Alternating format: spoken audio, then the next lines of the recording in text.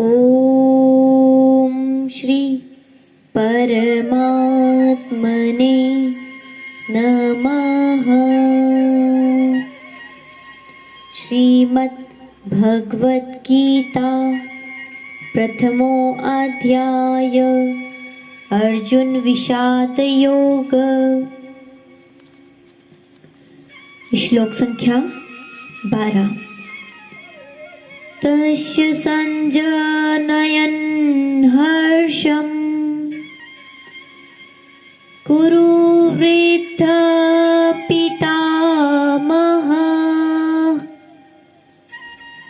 सिंहनादं विनदोचे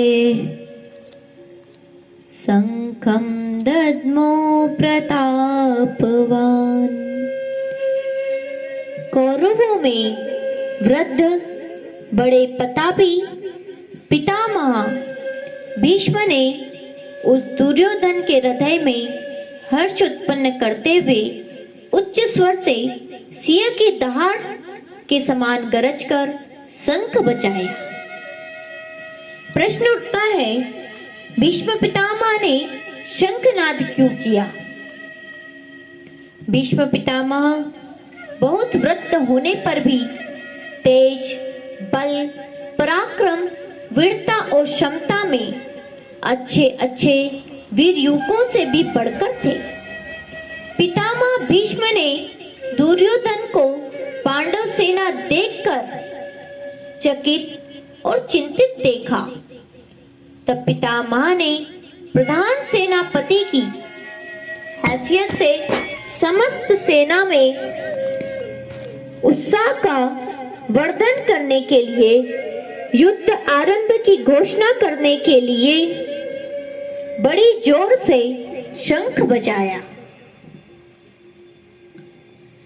यहाँ पर दुर्योधन के हृदय में चिंता थी, भय था, वो शोकाकुल हो रहा था। उस भय को खत्म करने के लिए भीष्म पितामह ने शंख बजाया, क्योंकि जब विपत्ति से हमें लड़ना हो उस समय हमारे हृदय में भय नहीं होना चाहिए, उस समय हमें डर नहीं होना चाहिए, उत्साह से भरना चाहिए। दुर्योधन के उत्साह को बढ़ाने के लिए ही भीष्म पितामह ने सिंह की दहाड़ के समान शंख को बजाया। अगले श्लोक में प्रवेश करेंगे। ततः शंखाश्च भैर्यश्च पणवानक गोमुखा ससेवाभ्यहन्यन्त सशब्दस्तमूलो भवत्। इसके पश्चात शंख और नगारे तथा ढोल, मृदंग और नरसिंगे आदि बाजे एक साथ ही बज उठे। उनका वह शब्द बड़ा भयंकर हुआ। तात्पर्य समझेंगे। यहाँ पर शंख, नगारे तथा ढोल, मृदंग सब एक साथ विभिन्न सेना नायकों ने बजाए, लेकिन इनके एक साथ बजने से इतना भयानक शब्द हुआ कि सारा आकाश उस शब्द से गूंज उठा। इतिहास का सबसे भयंकर युद्ध का प्रारंभ होने जा रहा था। इनका ये शब्द सुनने में मधुर नहीं था, सबने बजाए, लेकिन ये शब्द सुनने में मधुर नहीं थे, ये बड़े भयंकर शब्द थे, क्योंकि युद्ध की विभीषिका भयंकर ही होती है, मधुर नहीं होती। ततः श्वेतैर्हर्यैर्युक्ते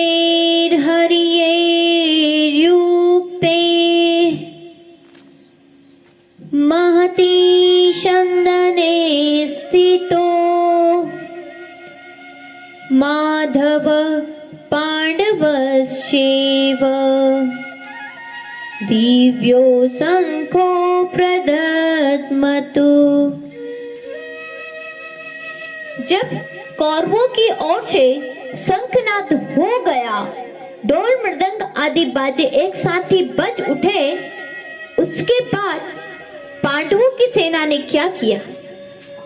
इसके अनंतर सफेद घोड़ों से युक्त उत्तम रथ में बैठे हुए श्री कृष्ण महाराज और अर्जुन ने भी अलौकिक शंख बजाए। यहाँ पर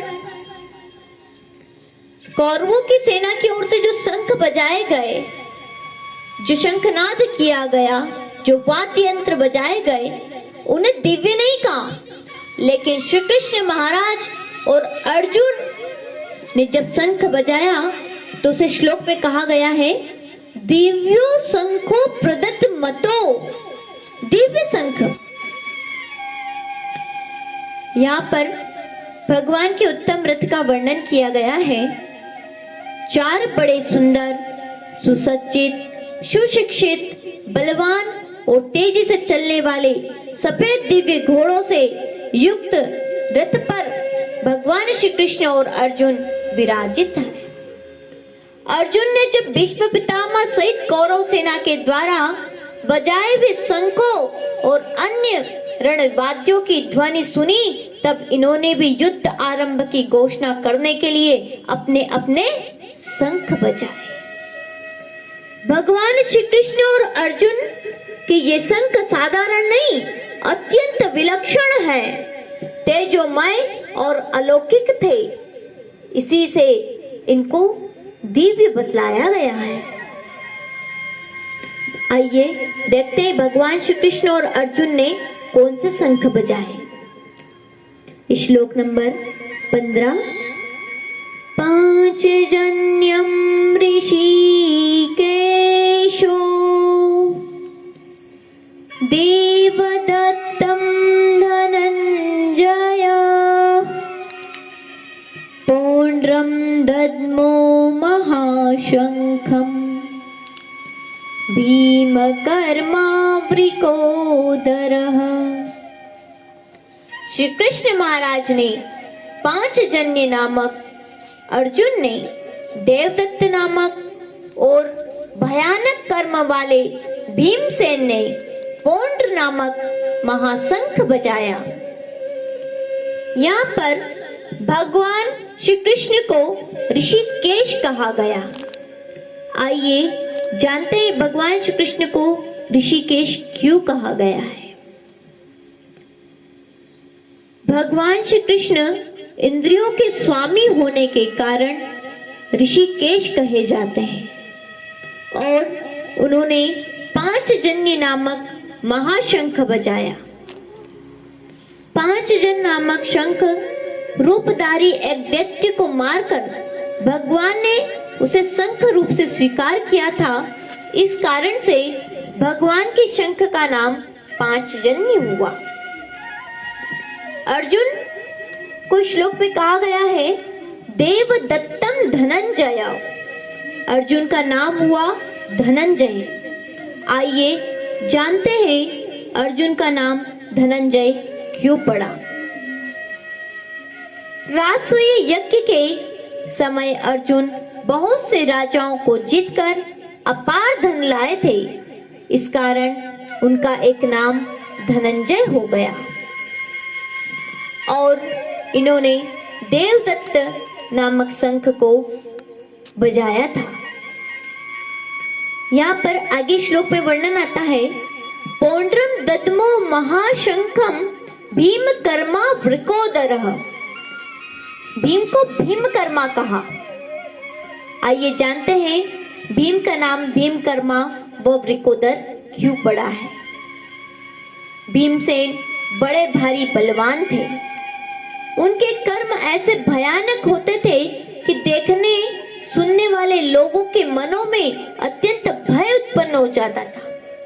इसलिए इन्हें भीमकर्मा कहा जाने लगा। ये बहुत अधिक भोजन करते थे और इनकी भोजन को पचाने की बड़ी शक्ति थी, इसलिए इन्हें वृकोदर कहा गया। भीमसेन के शंख को महाशंख कहा। इन्होंने पौंड्र नामक शंख बजाया था और इसका नाम महाशंख दिया गया।